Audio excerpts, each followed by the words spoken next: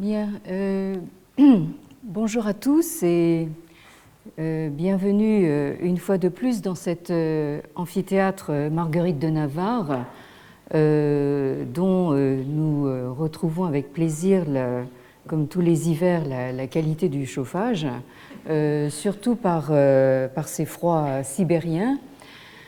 Permettez-moi tout d'abord de vous présenter tardivement mais non moins sincèrement tous mes meilleurs vœux pour cette nouvelle année 2013. Alors la dernière fois que nous nous sommes retrouvés ici, c'était juste quelques jours avant que mon mari ne cesse de vivre. Il aura lutté jusqu'au bout avec un courage et une dignité sans faille, malgré des souffrances sans nom, contre un cancer qui a fini par l'emporter. Et je dois dire que c'est grâce à lui et grâce à mon mari, qui sera pour toujours mon meilleur ami et mon compagnon de route et de vie pendant 30 ans, c'est donc grâce à lui que j'ai pu commencer mon cours de cette année début décembre, alors qu'il était au plus mal. Et c'est encore grâce à lui que je le reprends aujourd'hui, alors qu'il n'est plus là. Alors plus que jamais, je vous avoue que ce rendez-vous que nous avons le jeudi est pour moi une porte, pour l'instant la seule porte, vers la vie. Donc je vous remercie vraiment du fond du cœur d'être toujours aussi fidèle, malgré donc les aléas de ces dernières semaines où je ne sais pas comment vous avez réussi à vous tenir à jour donc des annonces et contre-annonces, mais j'ai une pensée particulière pour tous ceux d'entre vous qui m'ont témoigné d'une manière ou d'une autre leur sympathie et leur encouragement.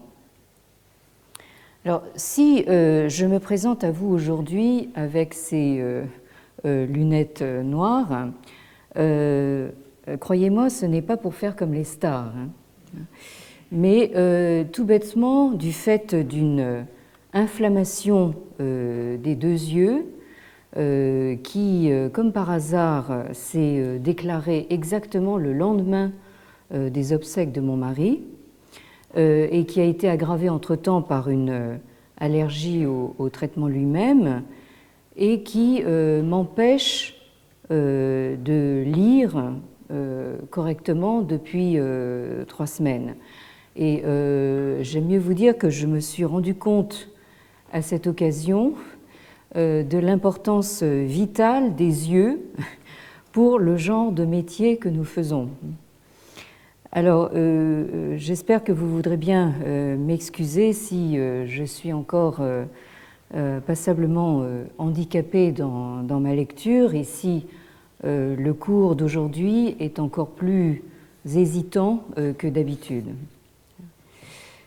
Alors, il y a un mois, nous étions occupés à rappeler l'historique du processus de déconstruction, donc à la fois du texte du Lun que l'on traduit en général en français par les entretiens de Confucius, donc, et aussi de la figure de Confucius lui-même, processus de déconstruction assez erratique, pourrait-on dire, qui s'est déroulé dans la longue durée, au fil de bon nombre de siècles, mais qui s'est accéléré au cours des dernières décennies sous une double impulsion.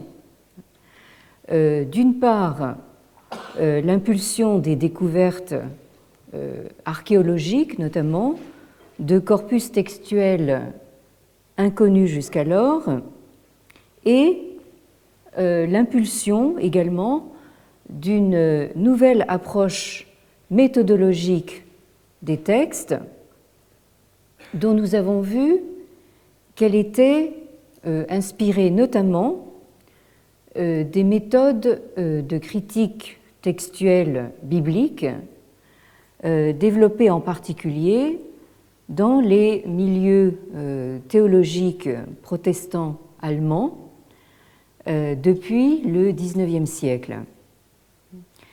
Alors, ce double facteur nous oblige à changer radicalement notre manière de concevoir les textes qu'une tradition à dominante à la fois européenne et moderne nous a habitués à concevoir comme étant un essai ou une pièce littéraire continue et due à un auteur unique ou du moins assignable à une école. C'est notre conception, disons, européenne et surtout moderne, donc d'un texte. Alors, ce n'est pas à dire que ce genre de texte ne pouvait pas exister dans la Chine ancienne, mais il apparaît comme étant assez probable que ça n'était pas la norme. Alors, on a vu que la terminologie chinoise traditionnelle qui s'applique aux sources textuelles anciennes prend pour unité non pas le livre tel que nous le connaissons ici et maintenant, mais donc le pian que vous avez ici, ce caractère-là. Et donc nous avons vu dans ce caractère, j'arrive pas très bien à voir la flèche où elle est, enfin toujours est-il que c'est ce premier caractère que vous avez en haut. Donc nous avons vu que le graphisme de ce caractère nous indique qu'il s'agissait vraisemblablement d'un faisceau de fiches de bambou. Si j'arrivais à voir où est ma flèche, oui, voilà. Alors donc, vous avez dans la partie haute du caractère, donc cette partie qu'on appelle en général donc le radical ou la clé, et qui correspond ici au radical ou à la clé du bambou. Et en dessous, vous reconnaissez donc on pourrait dire la schématisation de lattes ou de fiches de bambou, donc reliées entre elles par un fil transversal, un cordon transversal, alors que ces fiches donc sont disposées à la verticale.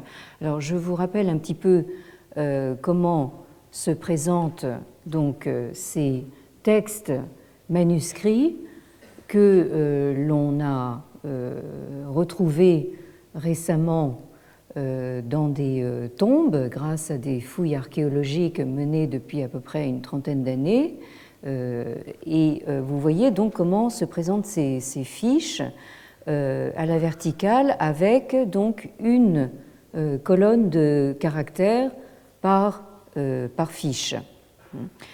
Et là, j'en profite pour vous montrer également comment ces mêmes fiches sont traitées par les archéologues et les épigraphistes, donc qui sont chargés donc de déchiffrer, de lire les textes qui sont inscrits. Donc vous voyez donc en couleur plus foncée, du moins je les vois très foncées, donc ces mêmes fiches de bambou avec à côté donc la transcription en caractère chinois moderne. Alors, pour beaucoup de ces textes, ces transcriptions sont encore de nature relativement hypothétique, puisque il est évident que la graphie a quand même un petit peu changé depuis 2000 ans et quelques. Mais voilà, donc vous voyez un petit peu comment s'opère donc le travail donc sur ces fiches de bambou. Donc je reviens donc à ce pian, donc qui serait au fond donc on pourrait dire l'unité de base donc de ce que nous appelons un livre. Donc il ne s'agit pas exactement d'un chapitre, même si on a traduit conventionnellement ce terme de pian par chapitre. Mais donc voilà, un livre se composerait donc de ces pians, et les pians sont à leur tour subdivisés, composés donc de zhang. Là, c'est donc le deuxième caractère que vous avez sur la diapositive. Et ces zhang sont eux-mêmes constitués de phrases ou de membres ou groupements de phrases relativement courts. Un zhang peut être par exemple une section dans le Yu, c'est-à-dire les entretiens de Confucius, ou bien une stance ou un verset dans le Laozi. Là, je vous donne tout de suite donc un exemple sur lequel nous reviendrons tout de suite.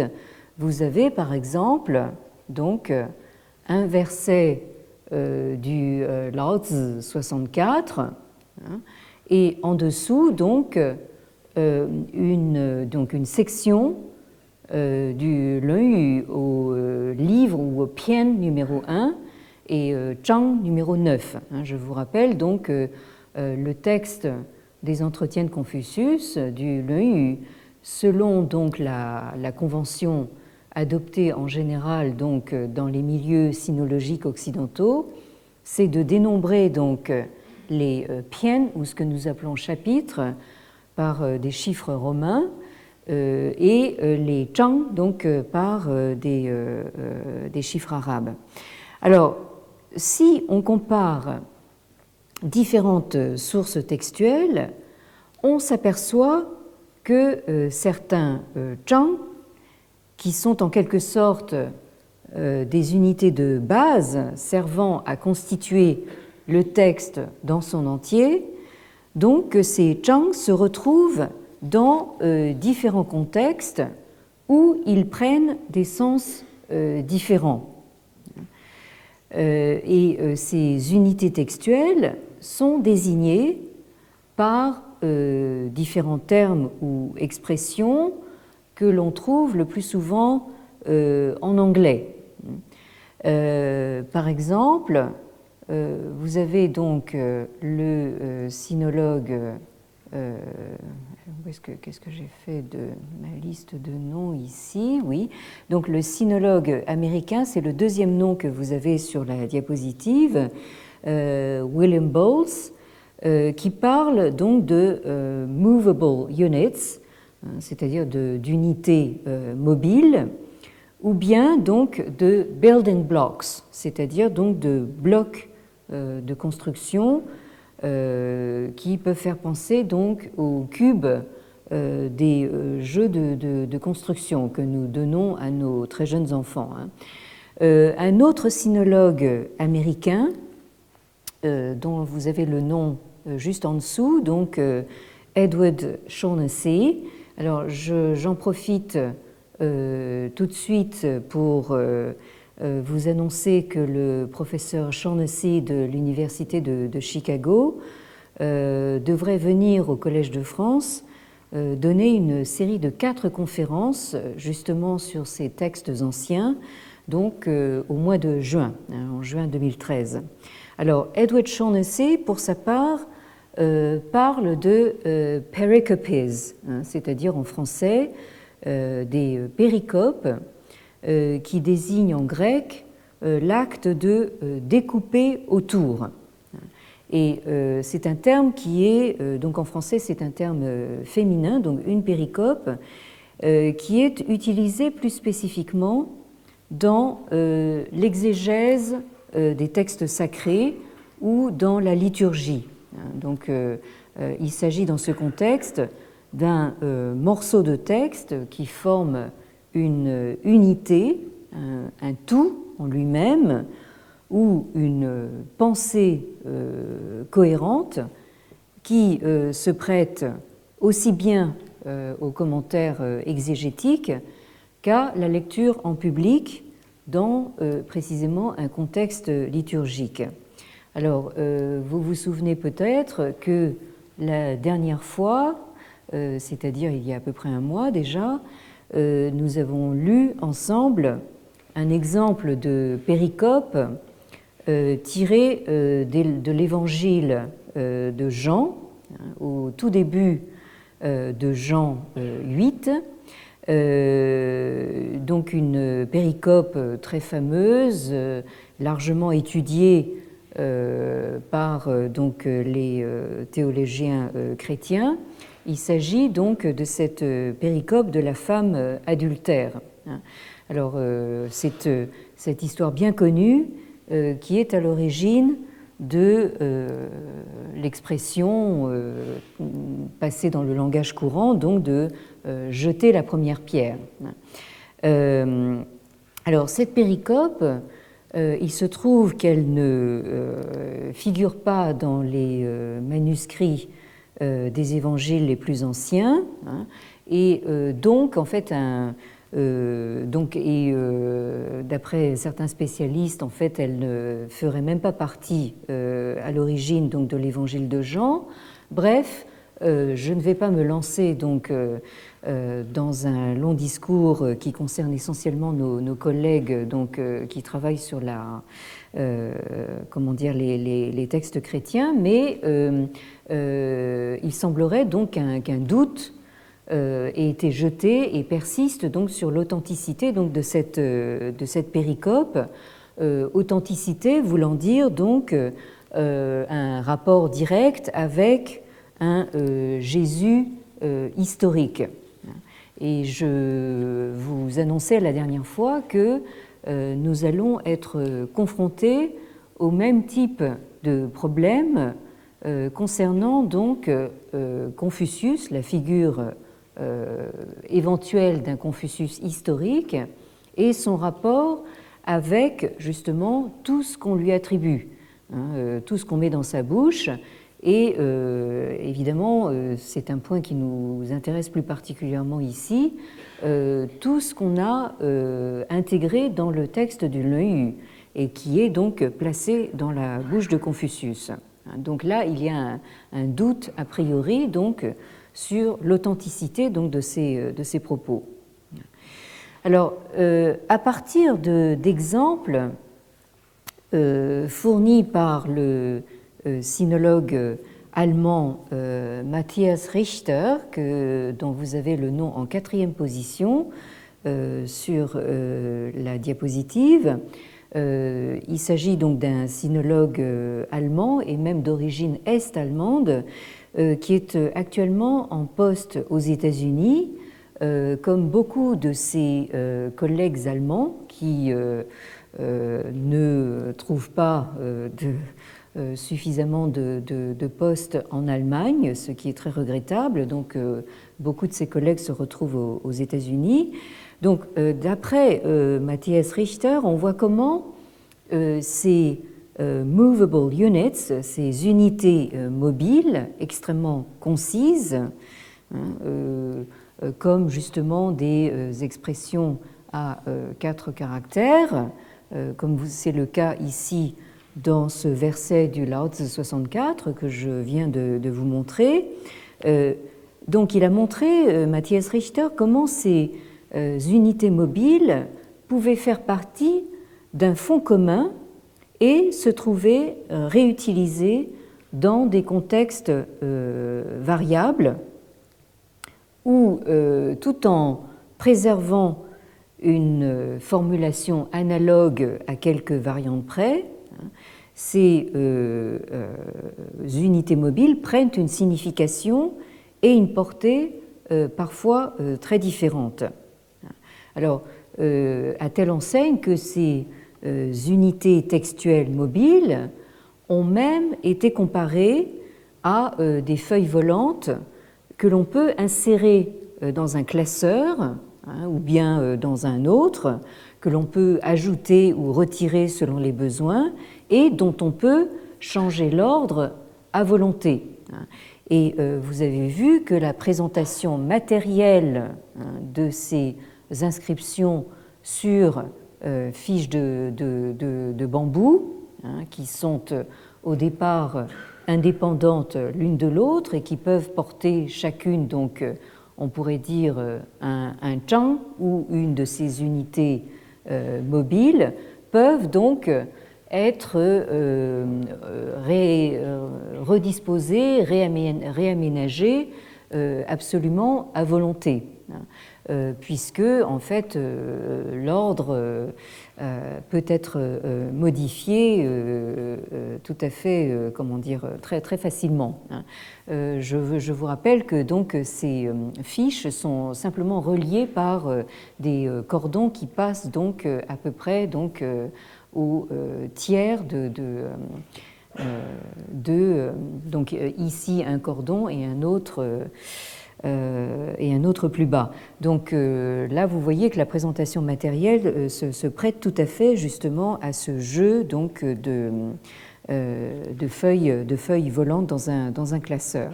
Alors, je vous montrais donc cet exemple qui est donné par Matthias Richter. J'ai supprimé sur cette diapositive en fait toutes les autres occurrences de ce que vous avez dans le Laozi 64, à savoir donc cette formule en 4 caractères, donc Shen Zhong Ru Shi. Ma flèche, voilà. Donc là vous avez ces 4 caractères qui constituent donc une sorte de maxime de sagesse très générale, que l'on peut donc adapter à toutes les sauces, si j'ose dire, et qui signifie donc tout simplement être attentif ou sois attentif, ça peut être une injonction, donc sois attentif au zhong, c'est-à-dire à la fin, ru shi, de la même façon que shi, au début, au commencement. C'est-à-dire donc il faut rester attentif donc à tout le processus. Nous dirions plutôt du début jusqu'à la fin, mais là en fait il s'agit justement d'un conseil d'être vigilant quand le processus arrive à sa fin, de la même façon qu'on a été vigilant au tout début. Et ça, je crois que, évidemment, c'est un peu on pourrait dire, une de ces maximes de sagesse chinoise qu'on voit traîner partout et qu'on met en général d'ailleurs dans la bouche de Confucius, à tort et à travers. Mais j'attirerai quand même votre attention sur la justesse tout à fait vérifiable de cette maxime. Combien de fois on a vu des sportifs, notamment des sportifs français, crier victoire un tout petit peu trop tôt, et se casser la figure, comme on dit assez communément, juste à la fin, c'est-à-dire en passant la ligne d'arrivée, tomber de leur vélo ou je ne sais quoi. Enfin bon, donc là c'est ce genre de contexte assez trivial dans lequel on peut penser à cette maxime.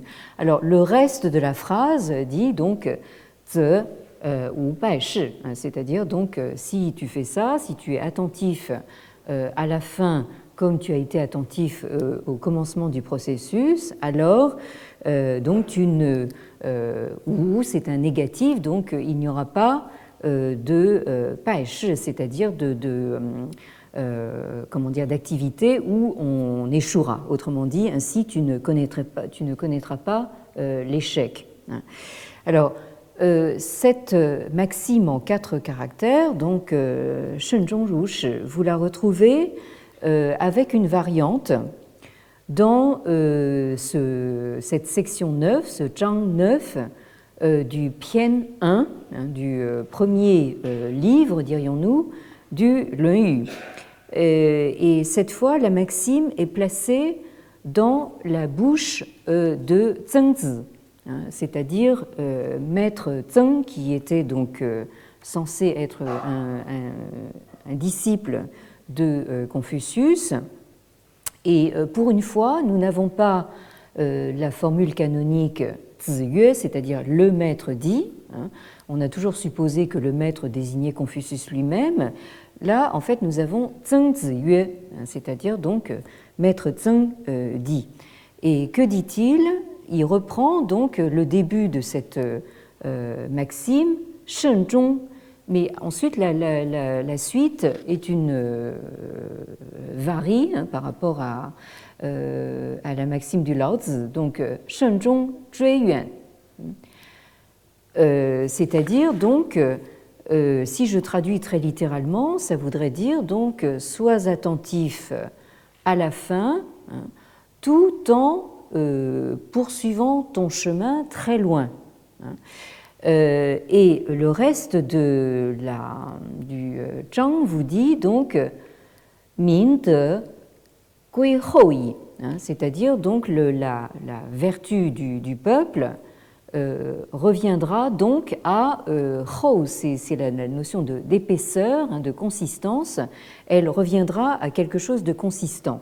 Alors évidemment, cette traduction littérale ne veut pas dire grand-chose, et ce qui est tout à fait intéressant, c'est de constater que beaucoup d'exégètes, justement, de cette unité mobile du Lunyu, interprètent cette section dans un sens ritualiste, qui modifie son sens de manière assez radicale par rapport donc à la généralité de la maxime énoncée dans le Laozi 64. Dans ce contexte ritualiste, cette phrase placée dans la bouche du disciple Zhengzi, maître Zheng, voudrait dire, donc elle s'appliquerait au prince, donc au souverain, et elle lui donnerait l'injonction donc de veiller à rendre un culte à ceux qui étaient à la fin, zhong, donc c'est-à-dire aux parents défunts, et que donc qu'il veille à Zhuiyuan, c'est-à-dire à remonter jusqu'aux ancêtres, c'est-à-dire à remonter très loin dans la filiation, dans la généalogie, et donc de remonter jusqu'aux ancêtres. Et c'est à cette condition que la vertu du peuple, autrement dit la moralité du peuple, retrouvera donc sa consistance. C'est-à-dire, c'est toujours l'idée qu'on retrouve assez souvent dans les entretiens de Confucius, que si le souverain donne lui-même l'exemple, le peuple, en fait, suivra de lui-même, c'est-à-dire retrouvera le chemin de la moralité de lui-même. Alors, nous voyons ici que nos collègues allemands, fussent-ils établis donc aux États-Unis, nous proposent ainsi des exemples sur lesquels ils mettent en œuvre, plus ou moins consciemment d'ailleurs, des techniques qui ont été éprouvées sur le corpus biblique et qui consistent notamment à confronter les textes entre eux pour en dégager des unités textuelles récurrentes et pour tenter de replacer ces unités dans leur contexte d'origine, dans ce qu'ils appellent, ou en tout cas ce que les théologiens allemands appellent le Sitz im Leben, c'est-à-dire littéralement l'assise dans la vie, qui, autrement dit, enfin le contexte, on pourrait dire réel et vivant, qui leur fait retrouver un sens en partie ou totalement occulté par l'insertion justement de ces unités textuelles dans des corpus qui leur font dire autre chose.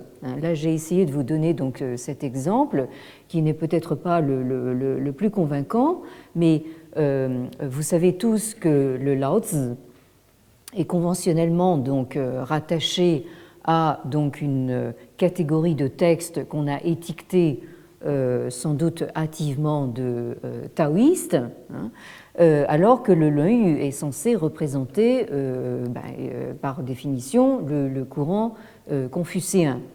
Et la Vulgate voudrait justement que les taoïstes et les confucéens soient en opposition totale. Alors là, c'est une vision des choses que nous serons amenés à revoir de fond en comble. Mais toujours est-il que vous voyez bien comment fonctionne justement cette réinsertion d'unités textuelles, comme c'est cette expression à 4 caractères, dans un contexte ou un Sitz im Leben différent, et par conséquent qui lui fait dire complètement autre chose. Alors, il faut noter que, là c'est quelque chose que nous avions vu l'année dernière, que les supports matériels de ces unités textuelles peuvent être des plus variés. Jusqu'à maintenant, nous avons surtout parlé donc de textes ou d'inscriptions de textes manuscrits. Or, il peut y avoir en fait des supports tout à fait inattendus. Par exemple, ces embouts de tuiles d'époque Han. Donc là, nous sommes donc entre le IIe siècle avant Jésus-Christ et le IIe siècle après Jésus-Christ, la dynastie Han ayant duré 4 siècles, commodément à cheval symétriquement sur le début de l'ère chrétienne. Donc, on voit donc sur ces embouts de tuiles qu'on appelle Watang en chinois, donc d'époque Han, qui portent soit un caractère isolé. Vous avez ici par exemple ce caractère-là, dont voici donc l'estampage à gauche de la diapositive, et donc la transcription en caractère chinois moderne, donc à côté, et qui peut se lire de deux façons, avec deux sens différents, c'est-à-dire donc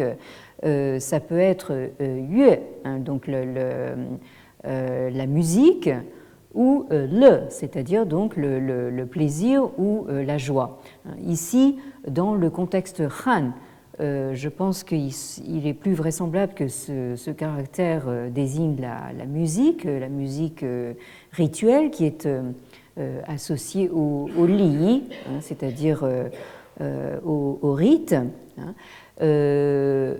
où donc vous pouvez avoir également ces embouts de tuiles qui portent des formules, notamment des formules à 4 caractères qui sont donc éminemment moralisantes. Alors là aussi, sur cette diapositive, vous avez donc l'estampage d'un de ces embouts de tuiles.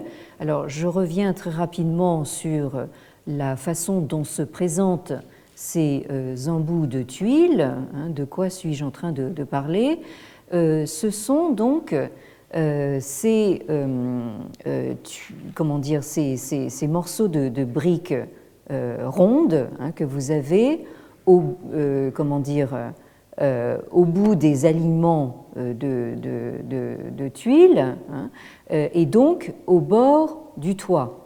Autrement dit, ces embouts de tuiles, ici vous avez la reproduction en miniature d'une habitation d'époque Han qu'on a retrouvée comme objet funéraire dans une tombe, et vous voyez ici ces embouts de tuiles qui sont manifestement faits pour être vus, hein, et voire lus, hein, de l'extérieur, hein, quand vous êtes devant la maison, donc vous voyez ces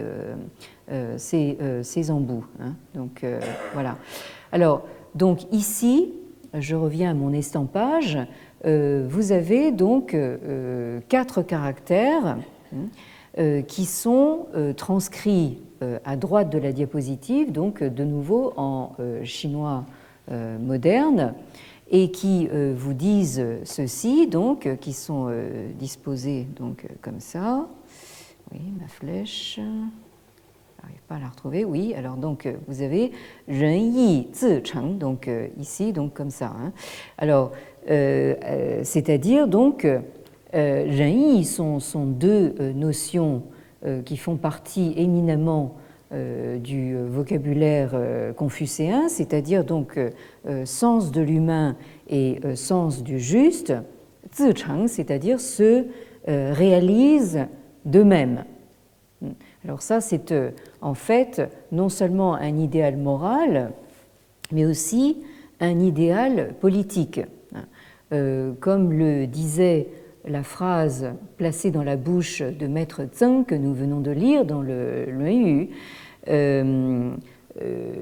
c'est un idéal politique dans la mesure où un bon souverain qui donne l'exemple, qui paye de sa personne pour donner l'exemple, qui incarne un exemple, un modèle, il n'aura rien à faire d'autre que d'incarner l'exemple, et donc le sens de l'humain et le sens du juste se réaliseront d'eux-mêmes.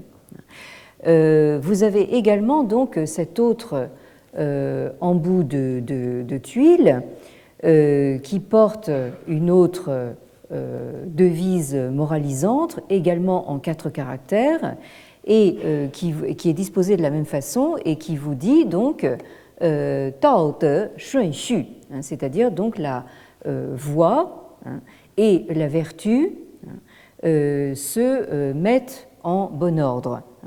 Alors, Dao De, vous savez que c'est l'autre titre qu'on a donné au texte du Lao Tzu, à savoir donc le Dao De Jing, hein, le livre canonique de la voie et de sa vertu. Ici, je pense que nous avons là aussi 2 notions qui, d'elles-mêmes aussi, se mettent en bon ordre. Vous avez ce caractère shun, hein, où vous reconnaissez peut-être, ceux d'entre vous qui ont fait un peu de chinois, donc les 3 traits verticaux, hein, qui pris isolément se prononcent chuan et qui désignent un cours d'eau. C'est ainsi que la province du Sichuan, hein, c'est la province justement des 4 cours d'eau et des 4 rivières, 4 fleuves. Et cette notion de shun veut dire qu'on va dans le sens justement de l'eau. Donc, ce texte du Luanyu qui nous intéresse est à revisiter, hein, pour employer une espèce d'anglicisme, à la lumière des avancées conjointes des philologues et des archéologues. C'est-à-dire qu'il est à relire non plus comme un texte d'auteur, ni même comme le résultat d'un processus continu de stratification et de sédimentation textuelle.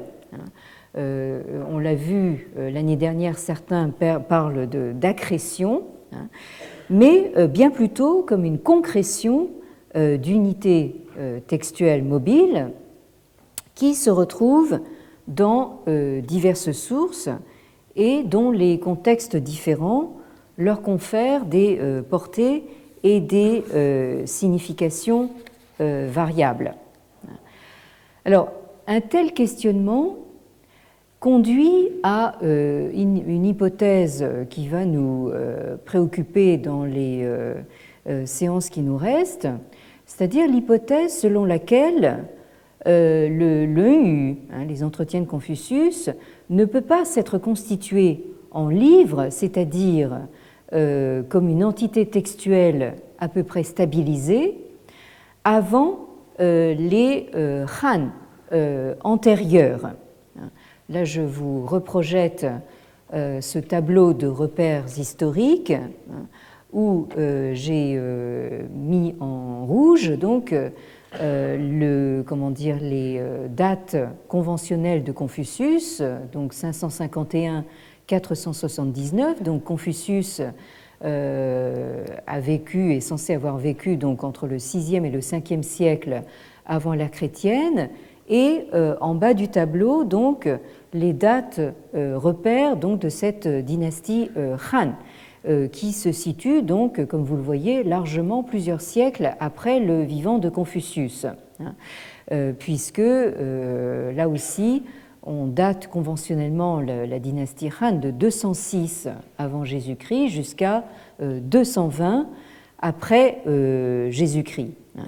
Donc ce questionnement nous conduit à l'hypothèse que le Leu n'a pas pu se constituer en livre avant les Han antérieurs, c'est-à-dire la première partie, ou les Han occidentaux, la première partie donc, de la dynastie Han, donc en gros entre le 2e et le 1er siècle avant Jésus-Christ, c'est-à-dire la période où commence à se mettre en place le nouvel ordre sociopolitique d'un empire centralisé.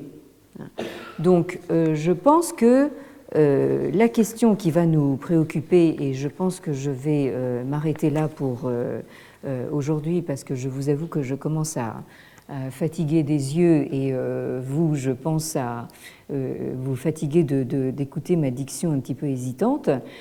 Donc, au fond, la grande question pour nous sera de voir dans quelle mesure le texte du Leu et même la figure de Confucius elle-même ne serait pas, pour dire les choses assez brutalement, une invention des Han, c'est-à-dire, disons, une construction, non pas exactement de toutes pièces, mais en fait, on pourrait dire une construction de nature idéologique qui aurait été donc effectuée pour servir donc les besoins d'un nouvel ordre impérial, d'un nouvel ordre, d'un empire centralisé. Ça, c'est vraiment une question que posent justement tous les déconstructionnistes que nous avons passés en revue jusqu'à maintenant, mais qui doit être considérée donc sérieusement. D'autant plus que cela, se rapporterait très directement à des préoccupations tout à fait contemporaines, avec justement cette instrumentalisation de Confucius, de la figure de Confucius, et ce fameux retour de Confucius que nous observons actuellement, notamment en Chine continentale, et qui nous a servi donc de point de départ. Donc vraiment, merci encore à vous d'être ici aujourd'hui, et j'espère donc à la semaine prochaine sans plus de tuiles ou d'embouts de tuiles sur la tête d'ici donc la fin de notre cours. Merci.